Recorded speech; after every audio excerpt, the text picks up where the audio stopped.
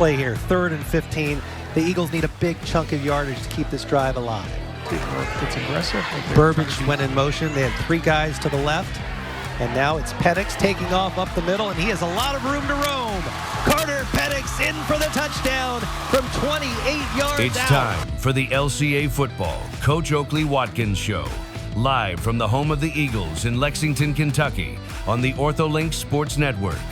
The Coach Oakley Watkins Show is presented by Justice Broadcast Network and the Kentucky Bluebird Grill and Pub. Now here's the host of the Coach Oakley Watkins Show, Jason Hunt. All right, we are live here at the home of the Eagles with Coach Oakley Watkins. Nothing but smiles today, Coach, after a big win last weekend at the E-Campus Bowl against North Hardin. 41-21 victory for the Eagles. Give me your initial thoughts now that you've digested that game. Yeah, I was really proud of our kids. I mean, we faced a lot of adversity so far this offseason with just injuries in general. Had 2 of our 4 senior captains go down with injuries Friday night, and our guys really just rose to the occasion and fought for their brothers, and I was just so proud of them because in those moments there's 2 choices you can make. You can lay down or you can fight against adversity, and these guys, I mean, I told them Friday, I said, things are tough in life, and not a lot of young people aren't doing a lot of tough things, and playing football is that. And our guys just keep answering the bell. So I was proud of them all 3 phases. I thought we did a lot of good things. We started looking at the stats a little bit. We had 261 yards rushing, so kind of dominant on that side compared to North Hardin, 69 yards rushing. So we'll start off with the defense. Talk about the defense and how they held a really talented North Hardin team to not many yards on the ground. Yeah, we knew North Hardin was explosive. They had a really good back, good quarterback play, had a great receiver as well. And our guys, I felt like, were really, really physical playing downhill. I thought the box play was fantastic to shut down the run in that fashion. And I really thought our defensive backs really set the edge in their outside run game as well, in their screen game. So it was good to see that from those guys because they just, I mean, they played through the whistle and played extremely fast, and that's going to be our calling card. Yeah, we talked last week that we wanted that you thought early on our defense is going to be ahead of schedule based on having 8 returners and being fast and flying around. That really showed up last week. And we start looking at, again, on our offensive side, we had we talk all the time about 3 sides, special teams, offense, and defense. So we get into offense. With our rushing yards, we also were balanced, just like you said before. So our passing, 159 yards passing. And what do you see improvement-wise that we can look at for next week and get better this week at from what you saw last week on the field? Yeah, I think we got to get better in the screen game offensively. I think that's an area for us that I know we've got to be really good in for us to be successful and be playing our best football in November. Defensively, I think it's just continuing to tackle better. I think that was one thing for us week 1. Like, we were leaving our feet on some things that just aren't things that we coach and aren't things that we work and drill work. But, again, you're playing on a big stage like that, playing a team that's fast, like that's just one of those things where you got to drill it, and repetition and competition is going to make that stuff better. So yeah, they came right out first drive and just marched down the field and looked like they could do about whatever they wanted in that first field. So on that first possession, I mean, and so you thought, well, we're going to have to step up or it's going to be a long night, and we certainly did that and stepped up. They didn't. That was the easiest drive that they had all night, was that first drive. And then things started to swing once we started getting fast and flying around, like you said. It caused a little disruption for them. They had a really good wide receiver we talked about before. He did what you'd expect to do. He got some yards really fast. He got a kickoff and took off down the sideline as well. That may be the most emotional I've seen you on the field when you're like this kick's going to the end zone, they can't return it, so you're getting loud, and I loved it because we were right there on the side. I was like, that's the most emotion I've seen this year, last year, probably the last 11 years. Yeah. I heard that from even my wife on Friday. It's not a bad Friday thing, night. though. It's not a bad thing. Yeah. It's a good thing. So Then we talk about special teams for us. TK really flipped the field position every time he had a chance. So they kicked him the ball. He was flipping the field position, and he ended up with 164 all-purpose yards. So really, not all of those were on the offensive side. A lot of those on the special team side and flipping the field. So what can you say about TK and what he did on special teams? Yeah, TK, he's a baller. I mean, that's who he is. He's a guy that we've been able to rely on in the return game and on the offensive side of the ball now for 3 consecutive years as a starter, and I expect him to continue to do those things as a senior leader. He's been voted captain by his teammates too, so he understands the responsibility he has, and he definitely rose to that occasion on Friday night. So big win. We get to do a little celebration. You said it is a little bittersweet. We had two big injuries and 2 of the captains, and so what do you tell your team aside from what you said already, that you can step up and that's how life happens with adversity? But how do you move on from that, and with the unknowing about the future of who you're going to have available? What do you tell your team about that? Yeah, I think that's the most difficult part, no question, of coaching, or at least one of the most difficult parts, is seeing guys get hurt. Doesn't matter if it's an ankle sprain, if it's something simple, if it's a sprained finger. I mean, it doesn't matter what it is. You just hate to see guys get hurt, and this is a physical sport, and it's a true microcosm of life. I just talked to our team about that in the film room, just watching tape about doing things right the first time. And adversity is going to happen. I think the coolest part about this for me has been seeing, because there's not a lot of positive in any of that, but seeing our team together, guys that are hurt, guys that aren't, really rally around each other and just show love and care for each other. Like, that's the first core principle in our program, is love. And I think that's been the piece that I've just talked to these guys about. We always in practice with a period where I say love somebody up, and that's what this whole process is about picking each other up. No matter if it's football or not, like, somebody's going through things in life that you may not know about. So how are you going to treat people when those things happen? And that's what I think learning from a process standpoint is what you can teach through these things. And it says a lot too, because the players we're in the huddle celebrating a big win, and then Mac's on FaceTime. And so we're there, and you want him to be a part of the celebration. And, he gets one offensive play in through the game. Didn't get to enjoy that part of it, but they had him right on FaceTime to enjoy that big win. So yeah, the good thing with Mac is Mac's going to be back, and he's ripping and running to go already. I mean, he's a great leader, and he's a guy that I think that speaks volumes of him. The team wanted to FaceTime him immediately after a game like that to say, exactly. Dude, it's one of our brothers. We wish you were here, and I think that's what makes this group so special. Yeah, I agree. All right, so we got 2 special kids coming up here. We're going to talk to we'll have Thomas Sizemore up first. Give a little intro to Thomas. Yeah, I've been in LCA for 12 years, and I will say Thomas is one of the elite young talents that I've been able to coach here. He's got obviously offers from the University of Kentucky. He's got an offer from Marshall. He's been a guy on the national scene that's made an impact, but it's his ability. Coach Brian Ray was here last week and did a little devotion with our team, and he called on somebody, a senior, and said, who's the hardest working guy on your team, or who's somebody that you think of when you hear the word hard working? And Thomas was the guy he mentioned. So Thomas has got all the ability in the world. God's been really good to him in that way, but he's also a guy that he comes to work every single day. I love coaching him, and I'm fortunate that I get to coach him for another 2.5 years, and he's a special one, got a bright future, joy to coach, and can't wait to see what happens with him. And then after him, we're going to bring in another sophomore, Nash Whelan. What can you tell us about Nash? Yeah, I got asked Friday, actually on the field after our game. Nash was the offensive MVP Friday night. Obviously stepped in after the injury to Carter, Carter was playing tremendous at the time, and Nash came in and he's a leader on defense for us, but really played well on offense and played running back. He's a guy that just, if you talk about somebody that really just cares about his teammates and cares about just the outcome of the team and not for him individually, that's Nash Whelan. He would play left tackle tomorrow if I said, Nash, I need you to go play left tackle. He would do it. And there's not a lot of kids that are always, they may say that, but not believe that. And that's what Nash, I put him in elite company Friday in a couple interviews I had. And just because he's such a selfless guy, but he's an extraordinary talent. And he's another one just like Thomas, like this class that those two are in. It's going to be a circus. It's going to be a circus of recruiting that class. It'll be great. They make a lot of fun to coach. All right. We'll take a short break. We'll come right back with Thomas Sizemore.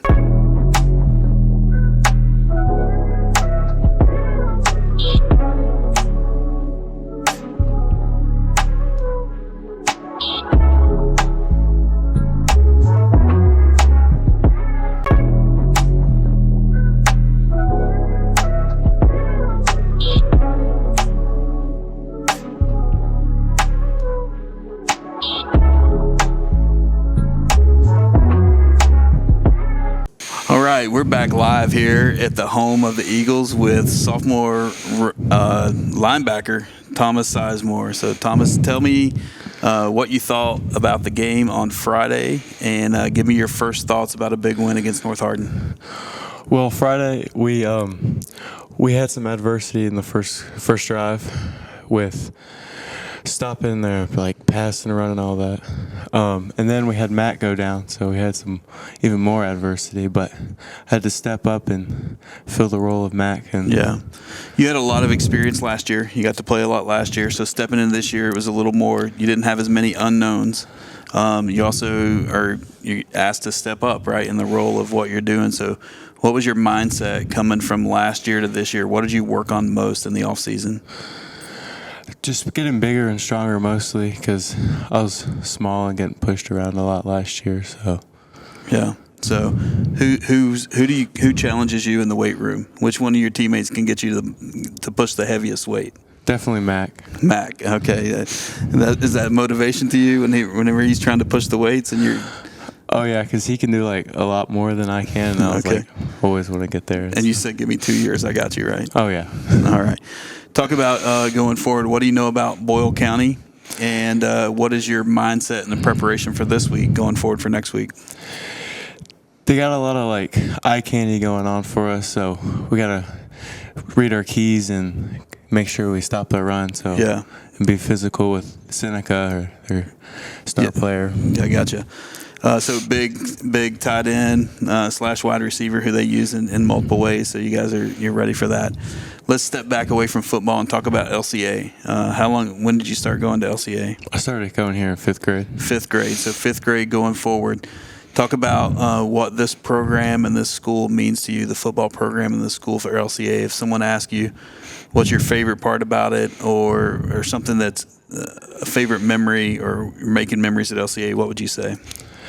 Definitely my 6th grade year, we got to run out of the helmet as the team with our jerseys on and stuff. Yeah.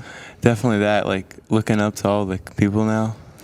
Who's a player that you remember when you were young in 5th and 6th grade, looking at the high school level, where you said, "I want to be like him"? Tyler Morris. Yeah, I got you. All right. Well, good luck this week. Great job last week. We got a big challenge coming up this week. You guys are going to be ready for it, so go put the work in, and then we'll see you on Saturday night, not Friday night. So yes, we'll come right back with Nash Whelan.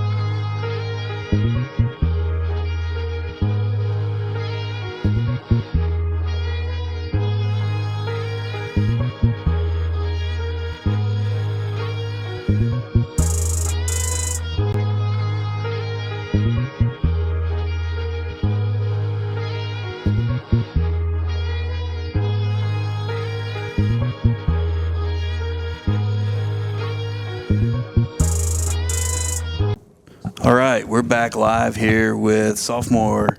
I don't know what position to call you, the Mr. Offensive Defense Player, Nash Whelan. So welcome to the show. Thanks for coming. Thank you. You heard what your coach said about you, and then talk about the adversity that comes from going through an injury like you did last year, and then coming back and being ready for this year. What was your mindset leading up to this year? Yeah, last year I went down back in December, so I knew I had to come back stronger, bigger, and faster to help our team in every aspect I can to get the win. What is, not that you have to pick, if you had to pick offense or defense, could only play one side, which side would you pick?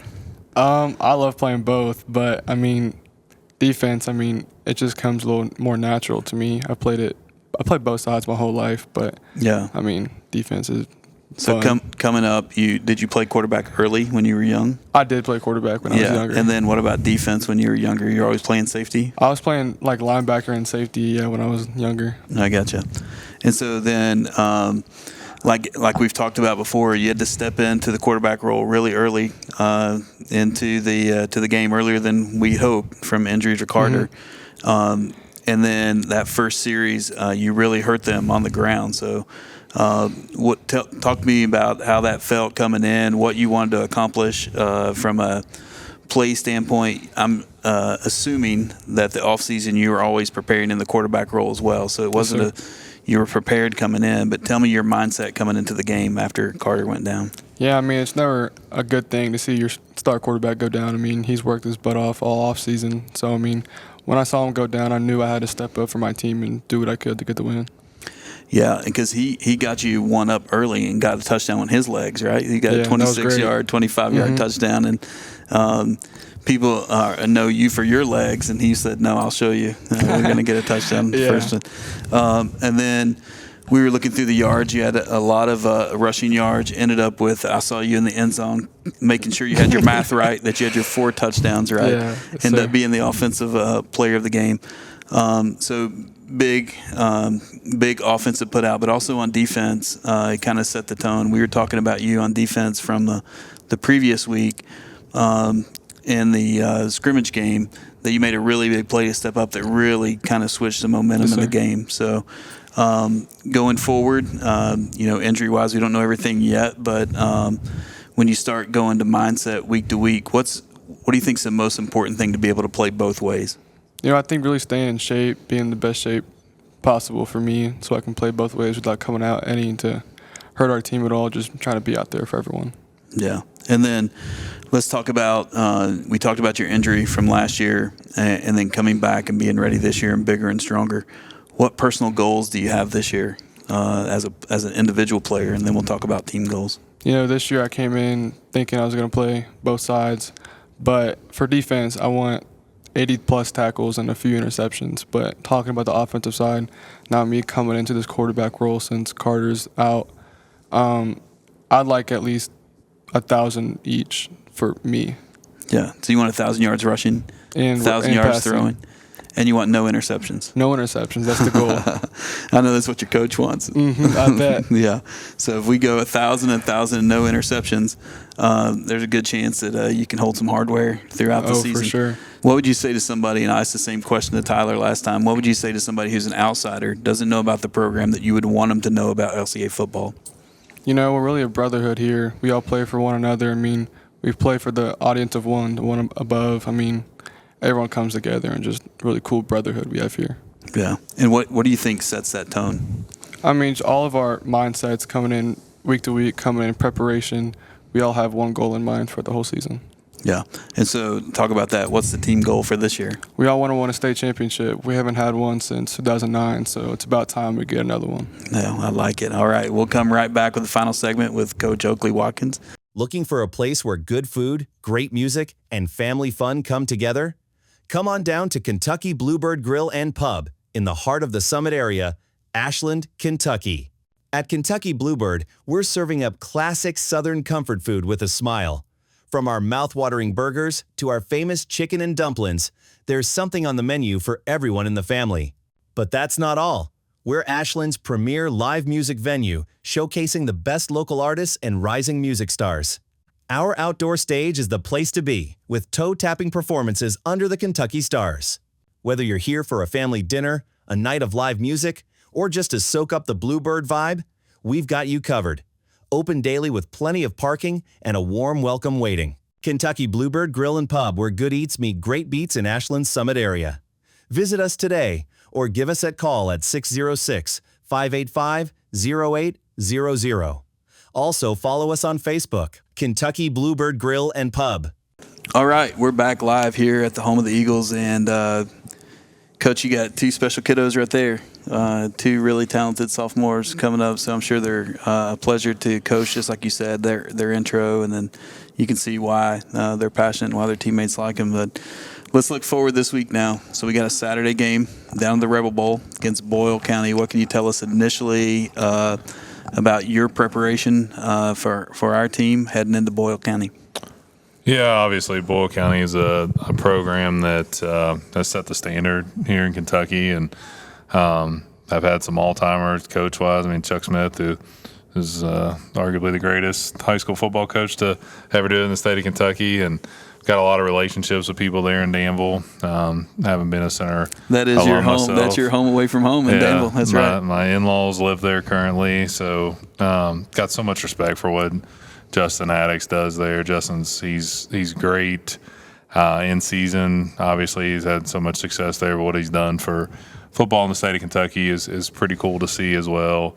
So we know we've got a big test, and they always do a really good job on both sides of the ball. extremely disciplined. Yeah, without giving away any secrets, what do you think our key to success is offensively?